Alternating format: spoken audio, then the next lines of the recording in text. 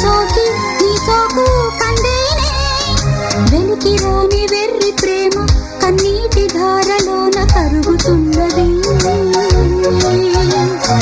నాదు శోకమోపలేక నీ గుండె బాధపడితే తాళనన్నది